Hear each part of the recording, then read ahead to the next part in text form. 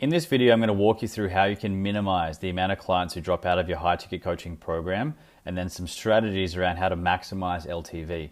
We're going to cover things like the first 7 days, what you need to have within your product, and then why relationship is one of the most important elements when it comes to LTV. Now, if we haven't met before, my name is Josh Bowers, and I've been in the online info space since December of 2019. Made a little bit of $1.5 million in cash collected over those years. Scaled my first fitness coaching offer to 300 clients. At its peak, I had 100 active clients in that program with just me running it. I then jumped the fence into business coaching, which is what I do now, where I help other online fitness coaches scale using conversion content and hyper-targeted ads. Now, the purpose of these videos is to walk you through all of the things that have worked for me over the years, some of the things that haven't worked for me, and then what I'm currently doing in my business now and with my clients as well. So let's dive into this. First 7 days. Now, when it comes to maximizing LTV and minimizing dropouts, a lot of people are always thinking at the very end with I've got to make sure that I re-sign this client, or, I've got to get them to the end of the program, and then they start to worry about LTV. But if you want to maximize LTV, but also minimize clients who drop out, which is a completely normal part of the process, but here are the best ways that you can actually prevent that from happening. So the first 7 days are the most important 7 days out of the entire coaching program. Not the end of the program where they're getting the results, but the first 7 days. This is when someone can experience massive amounts of buyer's remorse. And if you don't know what that is, essentially when you buy something, you might feel good in that moment. And then over the coming days, you start to get remorseful about I don't think I should have done that, or maybe that was a bad move. It's just they're not having a good experience post-purchase. And this is the last thing that you want, is to have your clients experiencing buyer's remorse. And the time where they're going to experience that the most is in that first 7 days. Now, cash and dash is a big one. A lot of coaches will collect the cash on the sales call. They'll get them quickly set up on that sales call, and then they dash. They're gone forever. They basically just expect their clients to then figure out how to get the program going, how to get their nutrition going. And this here is the exact reason why a lot of coaches have really bad LTV. In the Bikini Body Project, the average time someone would stay in that program, so that was my first offer, would be anywhere from 9 to 12 months. I had plenty of girls in the program who were with me for over 24 months, which is over 2 years.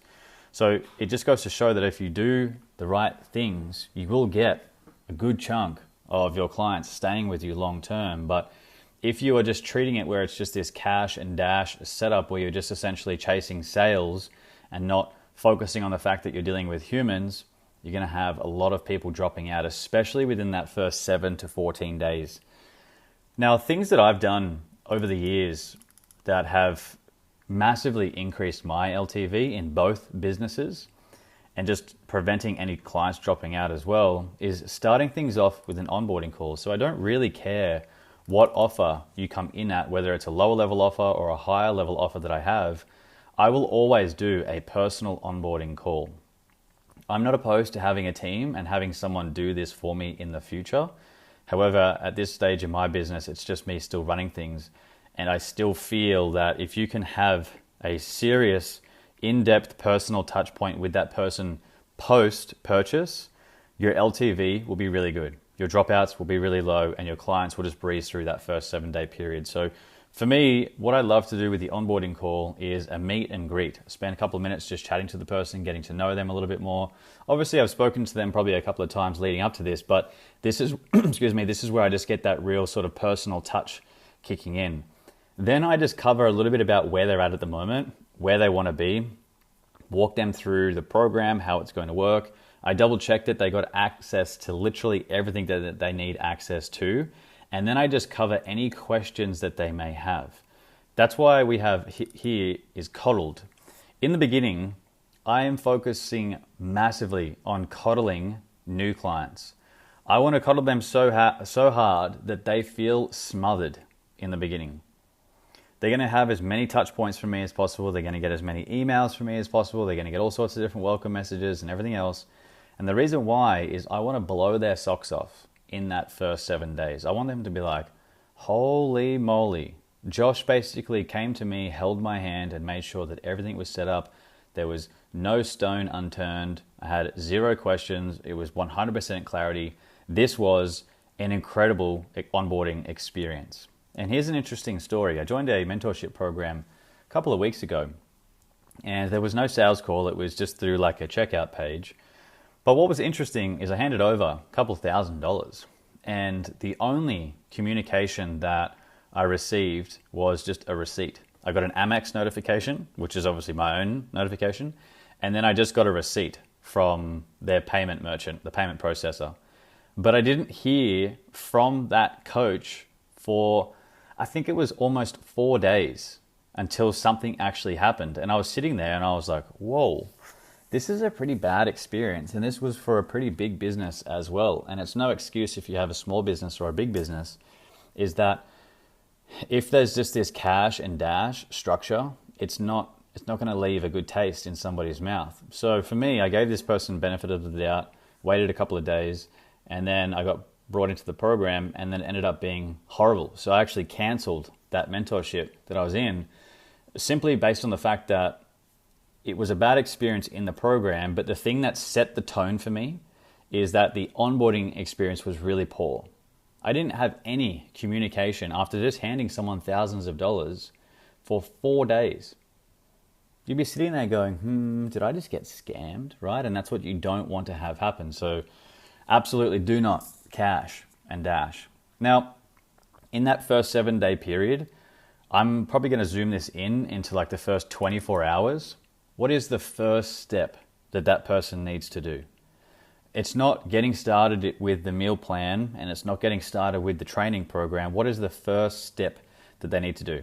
Well, they probably need to set up the training app that they get access to, or they probably need to log into the learning platform, whatever is the very first step in your client journey. And if you don't know what that is, I would highly encourage you to map something like that out. Use like a Miro board like this and set up little squares and have the lines like what people do, the flow charts, and then map every single step your client goes on from start to finish. And it's not when they start your program, it's from the very beginning where they hand you money. What's the very first thing that happens? And then the second thing, and then the third thing. Map that out so you can then give someone a quick win and a quick actionable thing of like, hey, you need to go do this thing first. And what that does is it sets them in motion straight away, so they feel like they're getting a return on investment straight away. So that's why we want to have 0 uncertainty. When I joined that mentorship program, I was riddled with uncertainty. I'm like, I don't know what to do next. What do? I just handed you literally thousands of dollars and now nothing's happening. So like, what's the go here? I was full of uncertainty, not a good thing. Final thing here is then just getting them a quick win. So that first step can be calculated as a quick win. But what I would also encourage is getting them some sort of result in a short time frame. It might be a quick drop on the scale. It might be a sense of feeling good. It might be, a quick monetary win that they might make a new sale, or whatever your offer is.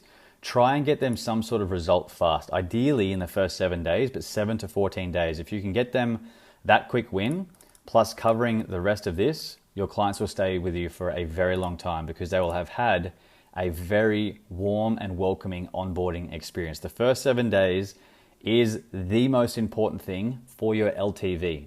Sounds crazy because you think at the end of the program, but it's actually at the very start. Next thing is in your product. So this is an obvious one, but it has to be said because a lot of coaches still don't do this. Your product has to get people results. You can't just bring people into your coaching and then just be like, oh yeah, well, let's just get started and let's just do some things. Like, no, there has to be a clear outcome, and you have to be heavily focused on results, and not just results at the start in that quick win, but the entire way through, because you have to earn that client every week. Often I see people ranting on social media about their clients dropping out of their coaching programs, but I can guarantee you that their coaching programs are delivering a shit service. But a lot of coaches are taking that as a personal attack on, like, they think that the coach is bad, but the coach is bad because the coaching program is not good. It's not getting results. It's always your responsibility, right? You need to take extreme ownership in your program, which is getting your clients results, because that's your main objective. Next thing is then having clear milestones. So for me, inside of the Bikini Body project, what I would do with clients is I would focus on this. And this is like a toolkit that I would set up with them. And essentially what I would do is I had a 16-week program, and what I would do is I would map out, let's say their 16-week fat loss phase, and then I would put in like, I don't know, maintenance for 2 or 3 weeks, whatever it is, whatever the diet structure I thought was going to be best. And then essentially what I would do is I would map out an entire 52 weeks. And I know that most coaches' programs are anywhere from 12 to 24 weeks long. But when your client sees that you have all of these different milestones, and you don't have to put in all the proteins, carbs, and fats, and training systems, and cardio, and everything else, but when you have a clear long-term pathway for your client to walk on, they will see you as someone who is already thinking 2 steps ahead. And like I say back here, you need to be really good at anticipating problems. A really good coach can anticipate the next problem that's going to come up in their client's journey before they even realize. Because then when that problem comes up and you're like, hey, I told you this was going to happen, here's the solution, here's the next program, here's the next phase of stuff, whatever it is, then they're going to go, oh man, he gets it, she gets it. It's always just like a couple of steps ahead of me. Like, this coach is so good. These clear milestones are also really important to keep your clients moving forward with maintaining results. Maintenance equals stagnation, if you ask me. If you just put a client onto a lower level, you just need maintenance type offer, those clients are going to slowly go backwards. They'll drift, they'll go backwards, and they'll just end up right back at the beginning. You need to have the next milestone, and then the next milestone, and the next milestone. And when you have these constant milestones, well, they're going to obviously decide on whether they want to be a part of that next milestone or not. That's on them. But when they can see you mapping out this long-term plan and you're anticipating problems that come up before they experience them, they're probably going to hang around for a longer time frame. Final thing here is relationship. Coaches treat coaching as transactional. It's relational. If you can build really good relationships with your clients through a combination of one-on-one, if that's something that you offer, whether that's one-on-one calls, one-on-one access, whatever it is, one-on-one, having some sort of community. Once you get to a decent amount of clients, what's a decent amount? I would start a community at 10 and keep adding people in there and grow it as big as you can. Community of all of the clients inside of there. I would be having group calls once to twice per week where all of the clients come on. You're teaching them things, you're educating on things, answering questions, building community. Something that I did in the Bikini Body project is probably once a month I would do this thing called trivia, and I would just essentially like have all these different questions and answers and mark down points and stuff like that. And I would actually send my clients Uber Eats vouchers and supplement vouchers who won that trivia night. And it seems like it's got nothing to do with coaching, but it's got everything to do with community.